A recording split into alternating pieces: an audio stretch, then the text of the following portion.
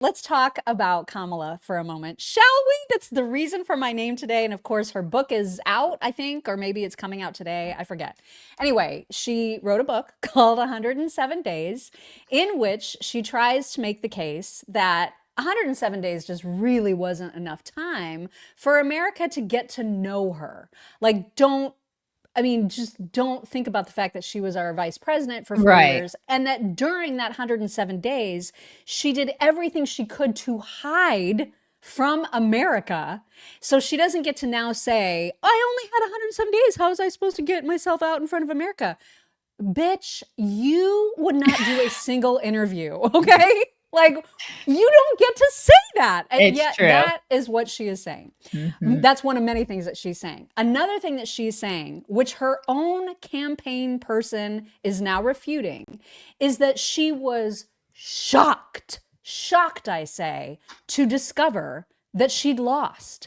And so in the book, her campaign manager, Jen O'Malley Dillon, broke the news to her saying, hey, FYI, you lost. And Kamala says she recalls being in shock, barely able to breathe. She repeated over and over, my God, what will happen to our country? The entitlement, man. Oh my God. The Because as she entitlement. writes, she says all the internal polling, her team was telling her she had this in the bag. This was a easy win. It was going to be a piece of cake. And now one of the people in her campaign is saying, I know for a fact that our campaign's internal analytics did not show us winning the week before the election or at any point, really. So that raises the question, who was lying to the VP and her team about our analytics? Yeah, or I don't know. maybe Harris is just lying. Maybe this book is just lying. You know what I mean? I don't Or know. maybe she's a total dumbass. Right. I don't know. They all lie. And so I don't know who's lying about what at this point, but or they just have this notion that of course we're going to win because we're entitled to this. It's Mm-hmm. kind of like she was entitled to that job. She had no business being in that position. I mean, she was tapped. Let's just face it. She was tapped to put in that position. She didn't really earn that position. I mean, Democrats just pick and choose their people. The people don't choose those positions like we do, and then they scream and they preach about democracy. You know how it is. And like there was a whole thing that she talked to, I don't know if you have the clip or not, about Buttigieg, her picking Oh yeah, Buttigieg. yeah, we'll get to that. We'll get Yeah, to I mean, that. it's like they talk about like picking and choosing people. The people don't choose the people on their side. You know what I mean? And so when it comes to her being in that position, I think she felt like, oh, I'm supposed to be here because I've been tapped by whoever, what the powers that be in that party. And that maybe she was like stunned that she didn't win because she felt like, she had been crowned to be the next, president of the United States. They're just so entitled and gross on that side of the aisle. Well, and when she's tapped, it's not even because of her competence. It's because you checked a box. You Right. checked a black box, you checked a Totally. female box. Joe Biden said, "That's what I want." You were just one of the people that fit the demographic. Congrats. But Mhm. you're useless. And the more she interviews now about her book, I mean, the more we all realized how big of a bullet we dodged. I mean, she is an idiot. She's She is just an such an idiot. idiot. Yeah, And and drunk. so, Also drunk. and drunk, also drunk. So Mhm. a lot of people are pointing it out. Even members of her own party are like, this is not very good. Like her book is not good. I don't know what she's trying to prove with this book. David Axelrod is one of those people saying about her book, if there's a political strategy here, it's a bad one. There's an awful lot of grievances and finger pointing that really doesn't serve a political agenda. And to your point, because, she admitted in her book that her first choice as a VP would have been Pete Buttigieg if not for the fact that he's gay. And so, as Stu from Glenn Beck's Stu, he said, the only person I've ever heard admit that they didn't hire someone because they were gay is Kamala Yeah, Harris. it's not interesting? Yeah. Yeah, I mean, and then so and you then want to talk about discrimination? Here right. you go. There it is. And so she's like, "Let's see, who would seem less gay? Tim Walz. Okay, let's go with him. That seems less gay, doesn't it?" That was a Okay. big fat fail. Yeah, huge Such a big fail. fat fail. But Anna Navarro, for one, thinks that Pete might have just been exactly what the country needed, you guys. Okay. Here's what she said. The LGBTQ issue became such a big issue in that campaign that I wonder if having a Pete Buttigieg who could defend it and show a beautiful, loving LGBTQ family, him, his husband, his 2 children, wouldn't have been the counter that we needed. But No, No, it wouldn't have worked. it's It not would what not. nobody Wouldn't have needed worked. that. But that's nice, Anna. You just keep pretending you're a Republican. You just keep doing that. Bless your heart. You guys, really quickly, we need to tell you about keeping yourself safe online. If you're not using what the major corporations, businesses use, which is Webroot, you're doing life wrong. You're doing it wrong. That's true. You guys, we've told you about the TransUnion data breach. I hate these things.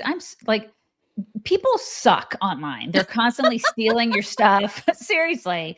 There was that data breach. They say that exposed the personal information of 4 million people over. I feel like it was a lot more because of all these third-party security incidents, which happens like all the time now, which freaks me out. I'm constantly like, my debit card's constantly getting stolen. All this stuff's getting stolen online. So you need to have web protection. You got to have that. At the very least, antivirus, but also web protection, all that kind of stuff because of phishing with a PH and ransomware and malware and all this other scary stuff. It happens. And then you need to make sure like your parents are protected from it too. So there's identity protection with Webroot. They're the greatest. They really are. They will cover your children, students, seniors, dependents, everything. There's up to $1 million in theft-related expense reimbursement. That's a lot. Dark web monitoring. Nobody understands the dark web. It's like the cloud. But they have all, like, just everything that you will ever need when it comes to protecting yourself online. It's like insurance. You need to have it. You can get 50% off, 50, off the Webroot Total Protection or Webroot Essentials. You can go to webroot.com/chicks, and it's only available at webroot.com/chicks. It's with our, little discounts. So you can get 50% off, 50. Do that, you guys. Webroot.com/chicks. All right, so back to people ripping on Kamala, which is like one of my favorite things. Stephen A. Smith does not understand for a second what she is doing and thinks actually that this is the end of her political career. Here's a little bit of his rant. I believe about Kamala Harris's political career is over. I think you've seen the last of her with this book, politically. But this was the last straw. And I'm going to tell you why. Because although I'm certainly not an advocate of her diming out her boss and talking about whatever deficiencies he may have had, you could have said something. You could have done something other than what you did. And I don't want to hear about 107 days and that's all you had. You know what 107 days gave you? It gave you the opportunity to take over the campaign. Which she did not. She hid. Yeah, she did. Hid away. Yeah, she totally did. Oh my gosh. Yeah, and this probably will be like a nail in her coffin at this point. I don't think she's gonna. I mean, maybe if she runs again, but she's not gonna win. Oh my God. I don't even think she'll be able to run because every time she interviews, and we'll play some clips of her appearance last night on Rachel Maddow, the more she talks, the dumber everybody realizes that she is. And so this is I guess in that sense, she was right to hide. But when you're doing a book tour, you can't hide and you're not scripted. You're answering questions on the fly. Mm-hmm. And so... And you don't have a team. You don't have a team. There's no team of people sitting there telling you what to say. So she's on her own now. And it's not pretty. It's bad. It's bad. Yeah. Mm-hmm. Doug Schoen responded to Stephen A.'s comments. And here is what he said. You agree with that, Doug? Absolutely. I think she's engaging in self-immolation. I mean, Joe Biden made her the nominee, made her vice president. Stephen A. is right. She couldn't do anything on her own. And she ends up calling Biden reckless for staying in the race, saying having only 107 days to run for president somehow handicapped her, even though she raised close to $1.5 billion. Stuart, I don't understand this at all, but she doesn't have a future in my party or any party. Yikes. Yikes. Okay. Yikes is right. So she was on with Rachel Maddow, and this clip is absolutely stunning in that Rachel says, you know, it kind of sucks. It's like really hard to hear that you didn't choose Mayor Pete because he's gay. Like, that's really tough to hear. Kamala's response is to be like, that's not what I said. And then she immediately says that's what she said. To say that he couldn't be on the ticket effectively because he was gay is hard to hear. No. That's not what I said. That he couldn't be on the ticket because he is gay.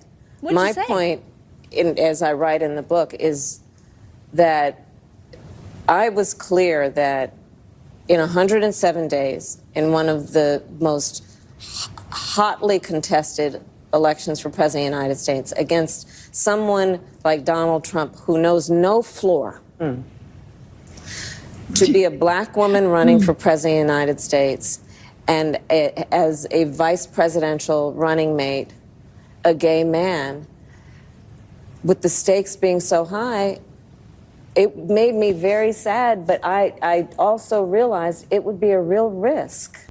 That's what you just said. You just said it in the long form way. You just said it in a way that was so long that I just aged about 5 years listening to that answer. Like, that's how you, but it was the same damn thing. Right. So it's not that I said I couldn't choose him because he was gay. It's that I couldn't choose him because he was gay. Don't you see the difference? There's a huge difference there, gay lady. Can't you see? Oh my God. Okay. You bullet dodged. Wow. And by the way, she has learned absolutely nothing about lowering the temperature or toning down the rhetoric in the wake of Charlie's unfortunate assassination. She's doubling down on the very rhetoric that radicalizes people. Here she is talking about Trump. And right now we are dealing with, as I called him at my speech on the ellipse, a tyrant. We used to compare the strength of our democracy to communist dictators. That's what we're dealing with right now in Donald Trump. Here we go. There it is. There it is. Oh, by the way, then she endorsed Ma'am Danny. So make that make sense. Who was actually a communist, a real communist. I know. She supports him. He's a real communist, which is typical Democrat, right? I mean, it's like consistently calls Trump a Nazi, then supports an actual communist. Make it make sense. Make it make sense. Yeah, way to just like lower the temperature there. She's also been completely snowed or misled, or she's just an idiot. That's probably the most likely of cases. But she believes that the race that she ran against Donald Trump is the closest presidential race in this century, which is just flat out nonsense. But here she is saying it. And it ended up being the closest presidential election in the 21st century. Actually, no. So there are some stats that show exactly what the margin of victory by raw vote was in every single presidential election just since 2000. And actually, her election was far and away the least close. I mean, she's just utterly lying. Mock data schmata. We don't need to talk about facts on the Rachel Maddow show. Come on. True. It's all about I don't know why feelings. we would expect that now. We're talking about feelings on that show. Yeah, that's true. And then if you're wondering about her intentions behind this book, since she made it very clear she's not running for governor of California, Rachel asked, well, what does that mean for you running for president again? And here was her answer. Yeah, geez. Here we go. Will you consider running in 2028? That's not my focus right now. I know that's not my focus at all. I know it really isn't. I'm just going to. Yeah. Okay. That's not my focus right now does not mean no. I got to make Dougie an omelet. I don't know what I'm going to, There is no focus with this woman. She's Oh my going to do God. whatever they tell her to do. She doesn't have, seriously, do you think that she has any like personal aspirations? She does what she's told to do. And then she'll go around and being like, I'm a who is feminist. telling her now, though? Like, who is directing her? I don't know. She doesn't need money.